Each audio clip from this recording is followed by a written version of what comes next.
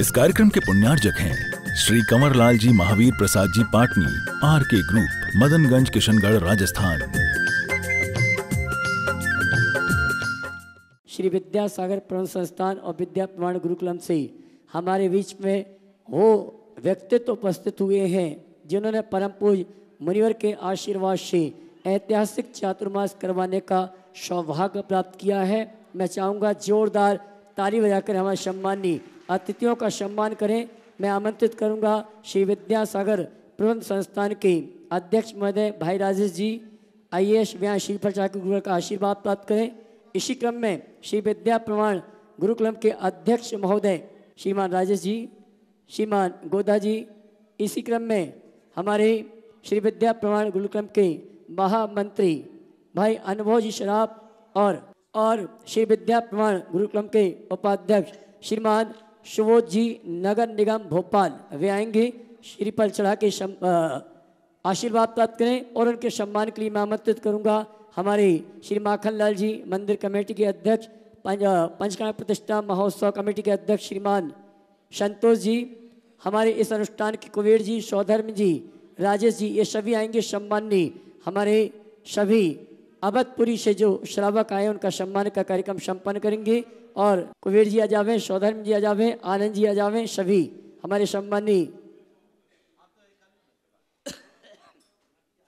सम्मान का कार्यक्रम संपन्न करेंगे। और मैं चाहूँगा जोरदार ताली बजा करें, सभी का सम्मान करें। बंधु 2 दिन शेष हैं और 6 दिन विशेष हैं। परम पूज्य मुनिवर के सानिध्य में आगामी 27 नवंबर से घट यात्रा, श्री शोभा यात्रा, ध्वजन के माध्यम से 6 दिवसीय महानुष्ठान का शुभारंभ होगा। और वो सौभाग्यशाली परिवार हैं जिन्होंने इस महानुष्ठान में महापात्र के रूप में सौभाग्य प्राप्त किया है। हमारे बीच में सागर से तरुण जी क्योला अपने सभी साथियों के साथ आएंगे। श्री प्रचार के गुरुवर का आशीर्वाद प्राप्त करें। भाई प्रदीप जी ये सभी आ जावें, श्री प्रचार के गुरुवर का आशीर्वाद प्राप्त करें। आइए मुकेश जी ढाना ये सभी आए, श्री प्रचार के गुरुवर का आशीर्वाद प्राप्त करेंगे। मनोज जी लालू और जो भी महिलाएं आई हैं ये भी आ जावें, श्री प्रचार के गुरुवर का आशीर्वाद प्राप्त करें। और आइए चलते हैं परम पूज्य मुनिश्री के मंगल उद्बोधन मंगल प्रवचन का लाभ हमें आपको प्राप्त हो। दोनों हाथ उठा के नमन करते हुए जयकारा लगाएंगे। हे मुनिवर नमोस्तु नमोस्तु। बोले परम पूज्य मुनिश्री प्रमाण सागर जी महाराज की।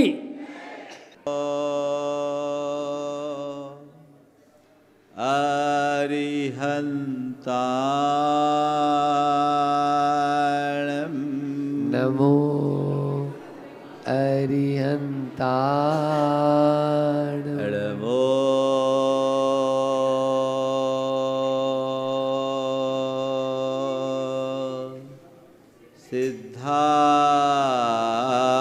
सिद्धाणं नमो सिद्धाणं नमो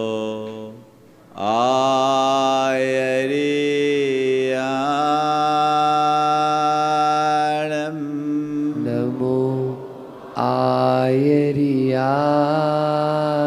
नमो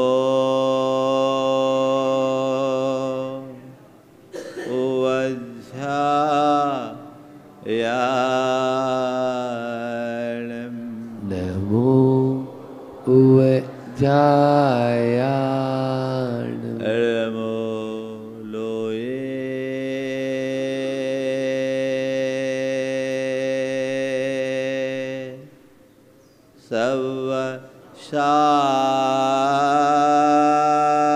सवशाहुणं नमो लोये सवशाहुणं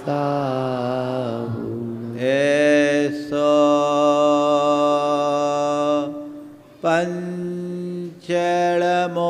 पंचड़मोयारो ऐसो पंच नमोयारो सवपाव पणाशनो सवपाव पणाशनो मंगलालम च सवेसिम मंगलाणं च सवेसिं पढ़ेमं ओ मंगलम परमं होय मंगलम। जय बोलो देवादिदेव खदराट श्री भगवान महावीर स्वामी की जय जय जय। अहिंसा परमो धर्म की जय जय जय। परम पूज आचार्य गुरुवर श्री विद्यासागर जी महाराज की जय जय जय। आचार्य श्री समय सागर जी महाराज की, मुनि श्री 160 प्रमाण सागर जी महाराज की, मुनि श्री 160 संधान सागर जी महाराज की, पंचकणक प्रतिष्ठा महामहोत्सव की। नमोस्तु गुरुवर, नमोस्तु नमोस्तु। हमारा जीवन सपाट मैदान की तरह नहीं, हमारा जीवन एक ऐसी नदी की भांति है जिसमें ढेर सारे घुमाव है, मोड़ है, और जिसे दुर्गम घाटियों को भेदते हुए आगे जाना पड़ता है। लेकिन हमने नदी के संदर्भ में अच्छे से देखा है, नदी रास्ते की बाधाओं को भेदती है, आगे बढ़ती है, और जो जो आगे बढ़ती है त्यों त्यों उसका स्वरूप भी बढ़ता जाता है। गंगोत्री में देखें तो गंगा की एक छोटी सी धार दिखती है, लेकिन गंगा सागर में जाते हैं तो वो विशाल सागर का रूप ले लेती है। गंगोत्री से गंगा सागर तक की यात्रा एक लंबी यात्रा है, लेकिन इस संपूर्ण यात्रा में गंगा का संघर्ष है, और उस संघर्ष में ही उसका उत्कर्ष है। जो रास्ते के रुकावटों को भेद कर आगे बढ़ता है उसका उत्कर्ष होता है, और जो रुक जाता है उसका पतन होता है। ये हमारे जीवन का एक अंग है, और इन स्थितियों में जीना हमारी नियति है। इसे स्वीकारें और आगे बढ़ने का प्रयत्न करें। जो जीवन के इस मर्म को जान लेते हैं उनका जीवन सतत प्रगतिशील बनता है, और जो इस मर्म को नहीं जान पाते उनका जीवन वहीं ठहर जाता है। क्या चाहते हो? जीवन को प्रगतिशील बनाना या रुक कर थम कर जीवन जीना? क्या चाहते हो? प्रगतिशील जीवन में प्रगतिशीलता लाने के लिए अंदर उमंग होनी चाहिए। 4 बातें आज आप सबसे मैं कहूँगा। उमंग, तरंग, उमंग, तरंग, संघर्ष, उत्कर्ष। ये 4 बातें जिसके जीवन में आ गई, मान कर चलना, उसका जीवन कभी ठहर नहीं सकता। वही अपने जीवन को अपने चरम उत्कर्ष तक पहुंचा सकता है। चाहे लोक जीवन की बात हो या लोकोत्तर जीवन की बात हो, दोनों क्षेत्र में इन 4 की जरूरत है। जीवन के प्रति एक उमंग हो। आप जी रहे हैं, अपने अंतर उतर करके देखिए, तुम्हारे अंदर की उमंग कैसी है? बोलो, उमंग समझते हैं ना? उमंग यानी अंदर का एक उत्साह, जिस मार्ग में जियो। आज हम लोग मोक्ष मार्ग में चल रहे हैं,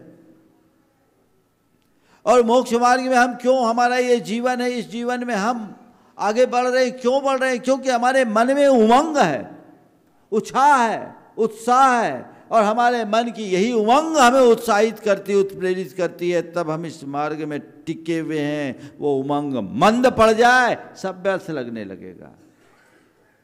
आजकल लोग थोड़ी थोड़ी सी परिस्थितियों से विचलित होकर अवसाद से ग्रसित हो जाते हैं। एक आंकड़े के अनुसार भारत में 8.5 करोड़ लोग अवसाद से ग्रसित हैं, और ये 2017 का आंकड़ा है। 8 साल में और बढ़ गए होंगे। 8.5 करोड़ ये रजिस्टर्ड है, समझ गए? तो 140 करोड़ में 8.5 करोड़, तो लगभग 6% लोग ये तो हुए, इतने रजिस्टर्ड है। इस कम से कम इतने अनरजिस्टर्ड होंगे। कई लोग होते जो डिप्रेशन के शिकार होते, उनको पता ही नहीं। यानी लगभग 12% लोग, 12 नहीं तो 10% तो मान लो, हर 10वां आदमी अवसाद से ग्रसित है। ये क्यों कर?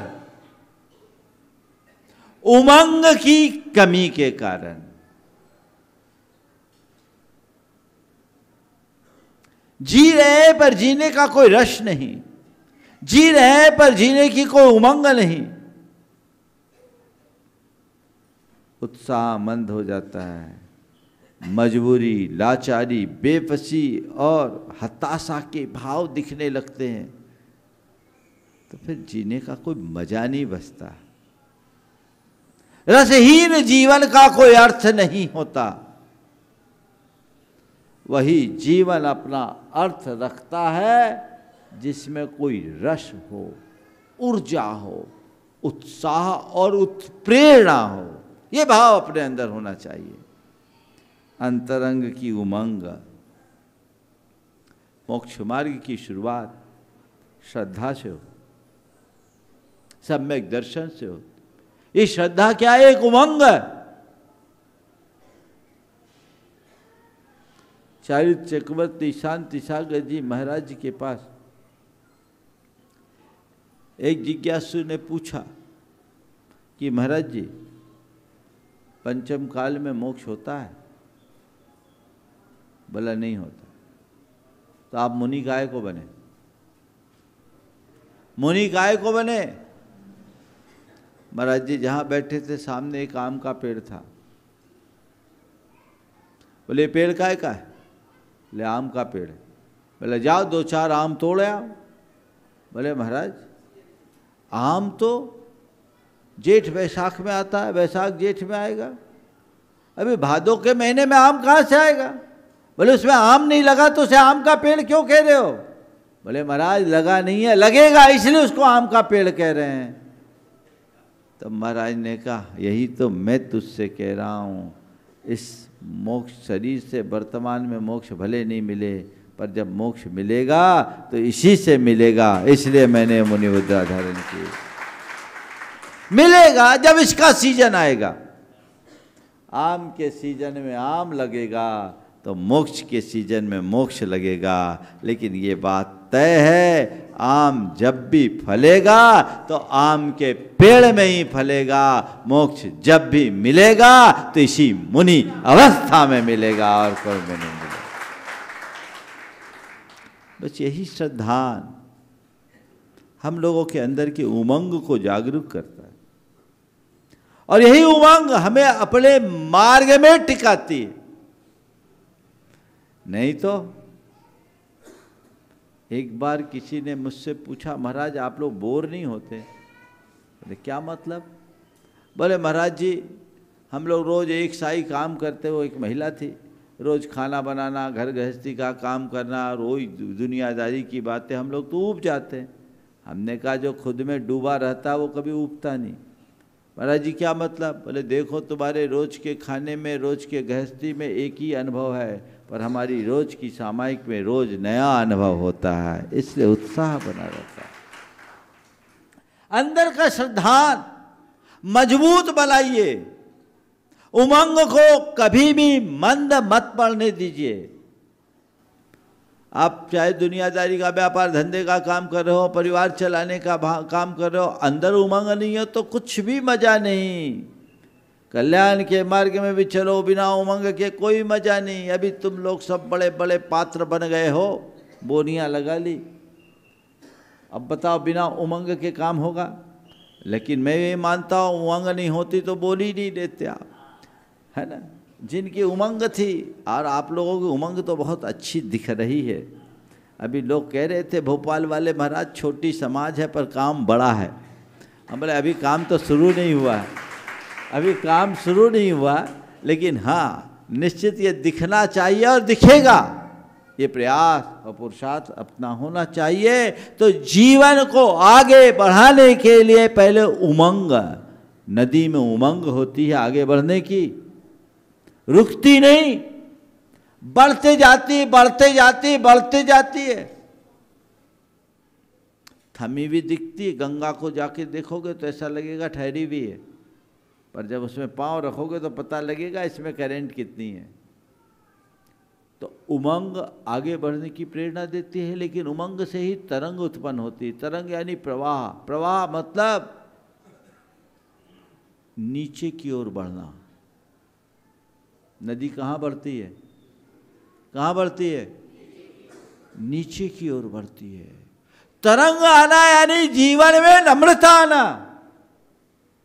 विनम्रता से जीवन का प्रवाह आता है। अक्खड़पन तो हमें रोक देता है, अहंकार अवरोध है, और विनम्रता में गति।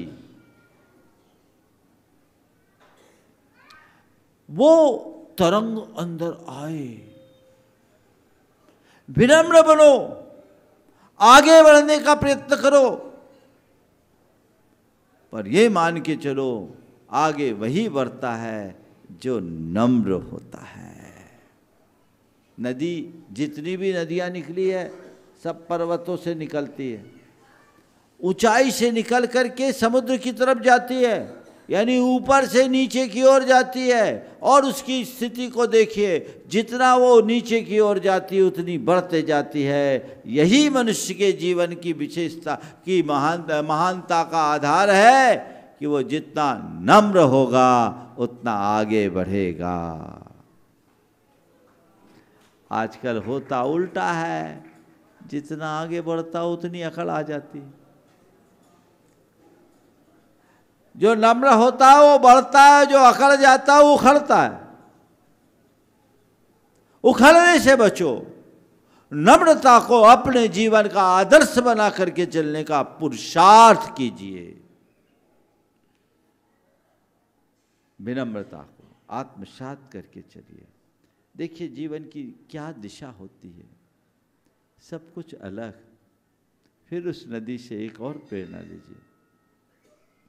रास्ते में नदी की चट्टान आती है। आपके यहाँ तो नदी है ना, वो चट्टान के आगे क्या करती है? रिवर्ट होती है, रुकती है, क्या करती है? चट्टान से संघर्ष करती है। बार बार जूझते जूझते जूझते जूझते वो उस चट्टान को भी फाड़ देती है ना। आपके यहाँ तो एक बड़ा जलप्रपात है, ऊपर से नीचे गिरती है। देखो नदी के तट में कितनी चट्टानों को फोड़ना पड़ता है। हर मनुष्य के जीवन में अनेक प्रकार की रुकावटें आती है, वो किसी भी रूप में हो सकती है, लेकिन रुकावट उसके लिए है जिसमें उमंग और तरंग का अभाव है। जिसके मन में उमंग है, जिसके अंदर तरंग है, उसके लिए हर रुकावट उसके उत्कर्ष का आधार है। घबराओ मत। जब मैं राजस्थान में था तो वहाँ केर के बड़े बड़े पेड़ होते और भी पेड़। तो इन दिनों ये नवंबर दिसंबर के महीने में पेड़ों को खोद दिया जाता है बरसात के बाद, उनकी शाखाएं उपशाखाएं काट देते हैं।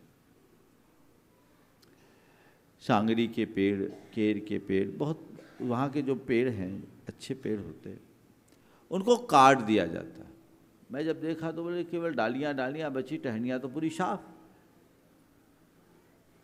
तो लोगों ने बोला महाराज जी इस पेड़ की यही विशेषता है, इसे जितना काटा जाता है उतना बढ़ता है, इन्हें इसलिए काटा गया कि अब इनमें से फुनगियाँ फूटेगी और उसमें उतनी अच्छी फसल आएगी। और मैंने देखा दिसंबर के महीने में जो पेड़ कटे दिखे और वही मई के महीने में मैंने देखा तो बिल्कुल लहलहाते दिखे, हरे भरे दिखे।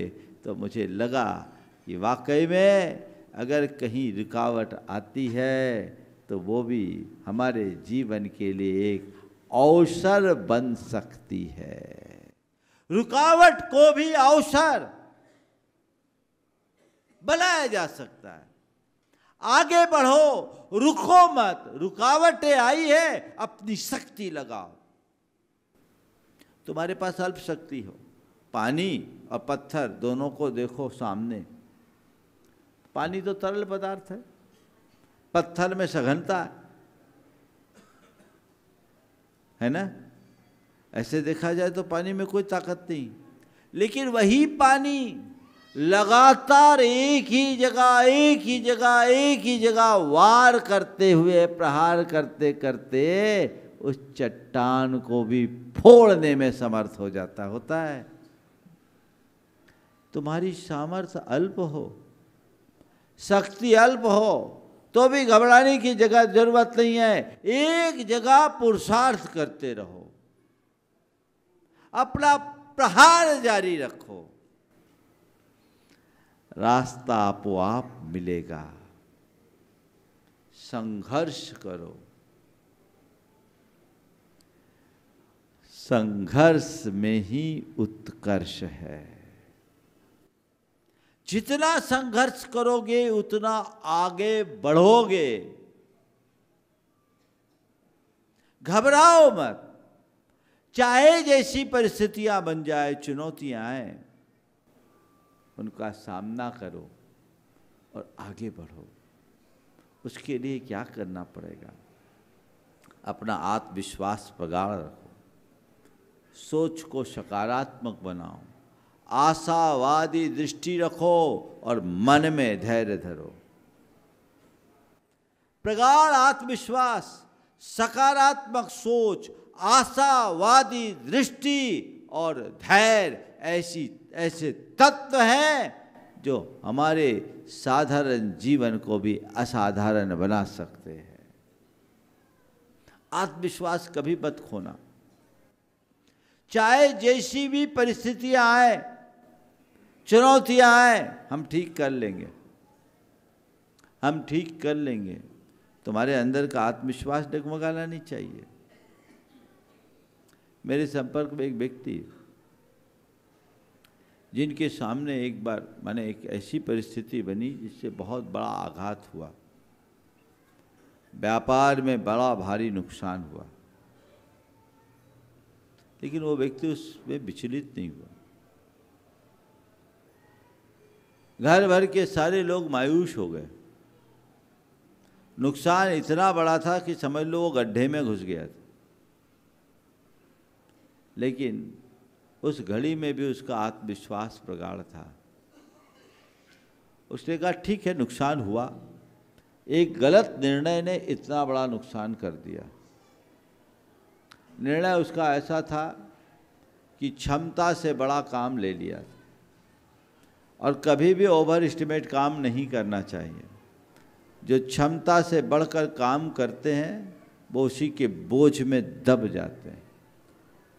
थोड़ी ज़्यादा महत्वाकांक्षा जागी, उनने एक बड़ा काम लोगों के सब जबागों में आकर के कर लिया। गलत निर्णय था, नुकसान बड़ा हो गया, करोड़ों का मालिक, सब कुछ बर्बाद होने की स्थिति में आ गया। लेकिन उस घड़ी में भी वो आदमी विचलित नहीं हुआ, उसका आत्मविश्वास प्रगाढ़ था। उसने कहा मेरा धन गया है पर हुनर नहीं, मैंने अपने कैरियर की शुरुआत जब की थी तो मेरे पास कुछ भी नहीं था, मैं खाली हाथ आया था, और अपने हुनर के दम पर अगर इतना बड़ा एम्पायर खड़ा किया तो आज मैं फिर से नई गिनती शुरू करूँगा, फिर खड़ा कर लूँगा। जो हो गया सो हो जाने दो, मुझे उसकी परवाह नहीं है जो खो गया, मुझे उसका ध्यान रखना है जो मुझे पाना है। ये उसके वर्ड्स थे। खो गया उसकी अब मुझे कोई परवाह नहीं, मुझे उसका ध्यान रखना है जो मुझे पाना है। और उस आदमी ने उसी स्थिति में गुडविल भी थी, हुनर भी था, संघर्ष किया, सामना किया परिस्थितियों का, और अपने आत्मविश्वास के बल पर आगे बढ़ा। सबसे पहला काम उसने किया, जिनको देना था उन सबको बुलाया, बोला भैया देखो मेरी स्थिति ऐसी हो गई, क्षमता से ज़्यादा काम कर दिया, नुकसान हो गया। मेरे पास जो मेरी प्रॉपर्टीज है आप उसको ले सकते हो, मैं कैसे भी अपना काम धाम करके फिर से अपने आप को खड़ा करने की कोशिश में मैं कर लूँगा और आपका पाई चुकाऊँगा। मेरा एक मकान है, उस मकान की कीमत 35 लाख रुपया थी, जो एक बचा हुआ मकान। बोले ये मकान आप ले लीजिए, मेरी मंडी में दुकान है, आप दुकान ले लीजिए, और जिसको जो लेना है कर लीजिए। लोग उस व्यक्ति को जानते थे, उसकी नेक नियति पर किसी को संदेह नहीं था। आप सुन कर के आश्चर्य करोगे, उस स्थिति में जिस व्यक्ति को उससे मोटी रकम लेनी थी, उसी व्यक्ति ने उससे कहा भैया तुम्हारा हम घर मकान नहीं बिकवाएंगे, तुम पर हमारा भरोसा है, तुम वापस खड़े हो जाओगे, और तुम तो एक काम करो, हमसे 20 लाख रुपया और लो और अपना धंधा चालू करो। उसने उस स्थिति में उसे 20 लाख रुपए दिए, उसने धंधा चालू किया। आप सुन करके हर्षित होंगे, जिस आदमी के पास 2010 में ऐसी घटना बनी, 2016 में वही व्यक्ति मेरे पास अजमेर आया और गुनायतन का ट्रस्टी बन गया, अपने आत्मविश्वास के बल पर। और ट्रस्टी बना भी तो ऐसा नहीं कि बना और 10 साल में देंगे, 1 साल में पूरी रकम भी चुका दी। आत्मविश्वास कभी मत खो,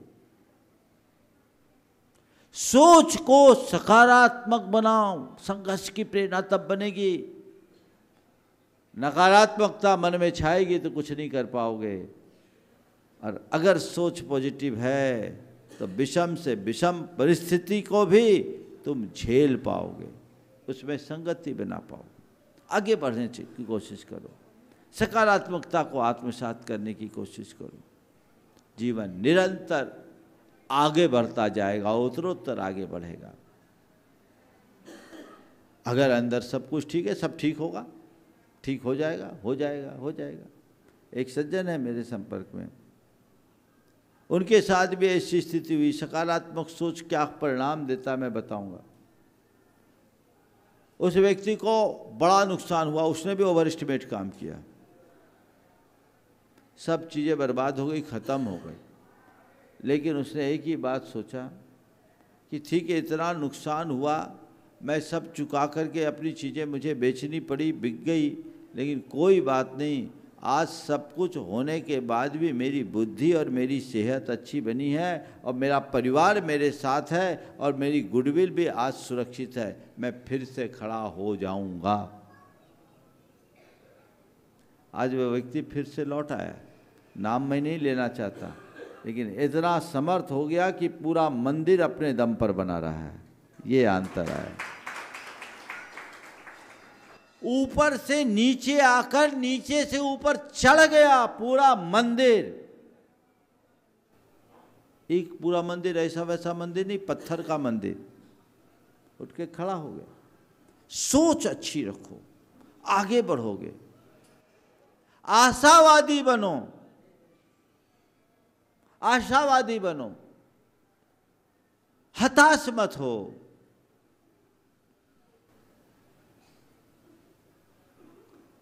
जयशंकर प्रसाद की पंक्तियां बड़ी अच्छी है। लोहे के पेड़ हरे होंगे तू गीत प्रीत के गाता चल, नम होगी ये मिट्टी जरूर आंसू के कण बरसाता चल। सिसकियों और चित्कारों से चाहे जितना हो आकाश भरा, कंकालों का हो ढेर खप्परों से पटी हो, चाहे पटी हो चाहे धरा, जीवित सपनों को मार्ग आखिर मुर्दों को देना ही होगा। लोहे के पेड़ भले हरे होंगे तो गीत प्रीत के गाता चल, नम होगी ये मिट्टी जरूर आंसू के कण बरसाता चल। अपनी उमंग को मंद न पड़ने दे, अपने उत्साह को ठंडा ना होने दे, तब जीवन आगे बढ़ता है और संवरता है। और धीरज रखिए, धीरज में हर समस्या का समाधान है। कोई भी बात हो तुरंत अधीरता से काम न करे, धैर्य रखे। धीरज से हमारा विवेक जागरूक होता है, और जब हमारा विवेक जागरूक होता है तभी हमारी आत्मशक्तियाँ उद्घाटित होती है। उससे अपना काम करे। हर समस्या का समाधान उस धीरज में है। किसी ने एक विचारक से पूछा कि आप धीरज की इतनी महिमा बताते हो, क्या चलनी में पानी को रखा जा सकता है धीरज के बल पर? क्या धीरज के बल पर चलनी में पानी को रखा जा सकता है? उन्होंने जवाब दिया, हाँ, बशर्ते पानी के बर्फ बनने तक का आपके पास धैर्य हो। पानी के बर्फ बनने तक का आपके पास धैर्य हो तो पानी चलनी में टिक सकता है ना, है ना। और वो भी एक तरीका है, चलनी में पानी को बचाने का तरीका भी मैं बता देता हूँ। एक लोटे में पानी भरो, विज्ञान का सिद्धांत है, आर्किमिडीज का सिद्धांत कहलाता है। लोटे में पानी भरो, उसके ऊपर चलनी रख दो, उसके ऊपर प्लेट रख दो और लोटा पलट दो और धीरे से प्लेट हटा दो, एक बूंद पानी नहीं गिरेगा, है ना। पहले बचपन में आपने प्रयोग किया होगा, हाँ, करे। और बुंदेलखंड में पानी को ठंडा करने के लिए यही इंतजाम करते थे। गुंड में कपड़ा बांध दिया और गुंद को उल्टा लटका दिया, एक बूंद पानी नहीं गिरता। तो चलनी में भी पानी ठहर सकता है यदि हमारे अंदर वैसी समझ हो तो वो समझ अपने अंदर विकसित करे और जीवन को आगे बढ़ाने का प्रयत्न करे। ध्वजारोहण पूर्वक पंचकल्याणक प्रतिष्ठा महोत्सव का भव्य शुभारंभ यहाँ होना है। आप लोगों का उत्साह बहुत अच्छा दिख रहा है, इसे और बढ़ाना है और बढ़ाना है और ऐसा बढ़ा करके दिखाना है कि आने वाले दिनों में पूरे अंचल के लोगों को ऐसा लगे कि वाकई में राहतगढ़ में एक इतिहास की रचना हुई है। राहतगढ़ की समाज भले छोटी है पर संपूर्ण आसपास में समाज भरी है, सागर बाजू में है। और सागर के मैं मानता हूँ कि राहतगढ़ और सागर में कोई भिन्नता नहीं है। आप सबका उत्साह दिखना चाहिए, परम उल्लास दिखना चाहिए और इस पंचकल्याणक को आप अपने जीवन की एक अभूतपूर्व उपलब्धि के रूप में प्रकट करें। सब लोग अपना उत्साह बना करके रखें। इसी भाव के साथ समय काफ़ी हो गया है, यहीं पर विराम। बोलिए परम पूज्य आचार्य गुरुवर श्री विद्यासागर महाराज की। इस कार्यक्रम के पुण्यार्जक हैं श्री कंवरलाल जी महावीर प्रसाद जी पाटनी, आर के ग्रुप, मदनगंज, किशनगढ़, राजस्थान।